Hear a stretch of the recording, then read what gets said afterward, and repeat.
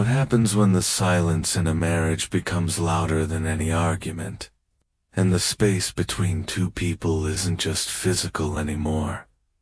It's emotional, it's mental, and it's built on something far more dangerous than distance. Broken trust. Because a sexless marriage is already a heavy topic. It carries confusion, frustration, rejection, and quiet pain. But when you add broken trust into that equation, everything changes. The conversation stops being just about intimacy and starts being about safety, betrayal, and whether love can even survive what's been damaged. Picture this: two people sharing the same bed, but sleeping worlds apart. No touch, no affection, no connection. And deep down, one question keeps echoing. Is this about us, or is it about what happened?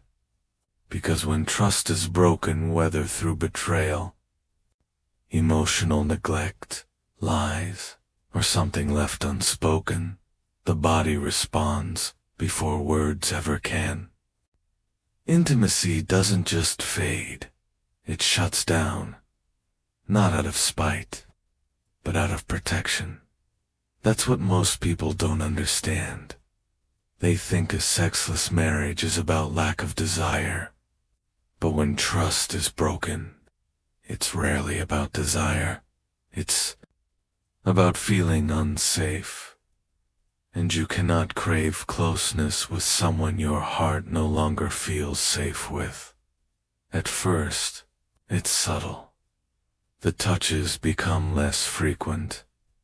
The kisses feel routine, then forced, then gone. Conversations turn surface level. Eye contact becomes shorter. And slowly, the emotional distance starts building walls where there used to be doors. But here's where it hits different. In a normal sexless marriage, both partners often feel confused. They wonder what went wrong. They try to fix it. They question attraction, stress, health, timing. But when trust is broken, there's no confusion. There's a reason. And that reason sits quietly in the background of every interaction. Maybe it was a lie that got exposed. Maybe it was emotional cheating. Maybe it was physical betrayal. Or maybe it was years of feeling unheard, unvalued and dismissed. Whatever it was, it changed something fundamental. Because trust isn't just about honesty. It's about emotional safety. It's about knowing that when you open up, you won't be hurt. It's about believing that your partner is on your side. And once that belief cracks, intimacy doesn't just weaken, it disappears. Because intimacy requires vulnerability, and vulnerability requires trust. Without it, touch feels different. Even a simple hug can feel uncomfortable. A kiss can feel empty. And sex feels almost impossible. Not because the body doesn't work, but because the heart refuses to cooperate. That's why conversations about sex in these situations often turn into arguments. One partner might say, "We haven't been intimate in months." The other hears, "You're not enough." One partner might ask, "Why don't you want me anymore?" The other feels, "You don't understand what you did to me." And just like that, the real issue gets buried under blame, defensiveness, and pain. Because the truth is, it's not about sex. It's about what was broken and what still hasn't healed. Here's something most people won't admit. When trust is broken, the person who is hurt often builds invisible walls, not to punish, but to protect. They become more guarded, less expressive, less open, and intimacy becomes the last thing they're willing to give, because it requires the most vulnerability. Meanwhile, the other partner, the one who broke the trust, often feels rejected, frustrated, and desperate to fix things. But here's the hard truth. You cannot fix intimacy without fixing trust. You can't skip steps. You can't rush healing. And you definitely can't expect someone to feel close to you when they're still hurting because of you. That's where most couples go wrong. They try to bring back physical closeness without rebuilding emotional safety. They focus on symptoms instead of the root, and every failed attempt at intimacy just deepens the distance, because now it feels forced, awkward, even painful. So what actually needs to happen? First, honesty. Real, uncomfortable, raw honesty. Not just about what happened, but about how it affected both people. The hurt partner needs space to express pain without being dismissed or rushed, and the other partner needs to listen. Not to defend, but to understand. Because healing doesn't start with solutions.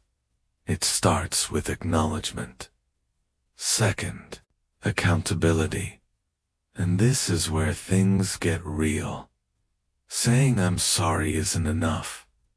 Not when trust has been broken. Accountability means showing through consistent actions that you understand the damage, and you're committed to repairing. It means patience. Even when it's frustrating, it means empathy. Even when you feel blamed. And most importantly, it means not making the healing process about your own comfort, because rebuilding trust takes time, sometimes months, sometimes years, and during that time, intimacy may not come back immediately. That's normal. That's part of the process. Third, rebuilding emotional connection before physical intimacy can return. Emotional closeness needs to be restored. That means small things. Conversations that go deeper than daily routines. Moments of genuine listening. Acts of kindness without expectations. Rebuilding friendship. Because at the core of every strong marriage, there's a deep emotional bond, and when that bond is broken, physical intimacy has nothing to stand on. But here's the part no one talks about enough. Sometimes, the damage runs too deep.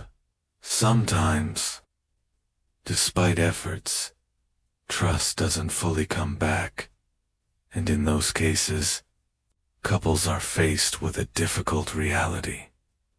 Do we continue, or do we let go? Because staying in a marriage without trust and without intimacy can slowly drain both people. It creates resentment, loneliness, and a life that feels more like coexistence than connects. That's why this conversation matters so much, because a sexless marriage isn't just about sex, and when trust is broken, it becomes something much deeper. It becomes a question of, can we rebuild what we lost? Can we feel safe with each other again? Can we choose each other? Not just out of habit, but out of love? And the answer isn't the same for everyone. Some couples do rebuild, stronger than before, more honest, more connected, because they face the truth, do the work, and grow through the pain. Others realize that what was broken can't be fully repaired, and choosing to walk away becomes the healthiest decision. But here's what you need to understand. Ignoring the issue, pretending everything is fine, or avoiding the conversation, that never works. Silence doesn't heal, distance doesn't fix, and time, without effort, doesn't rebuild trust. If anything, it just makes the gap wider. So, if you're in this situation, if your marriage feels distant, if intimacy has disappeared, and if there's something broken underneath it all, don't just ask, why aren't we having sex? Ask, what happened to us? What are we avoiding? What needs to be healed?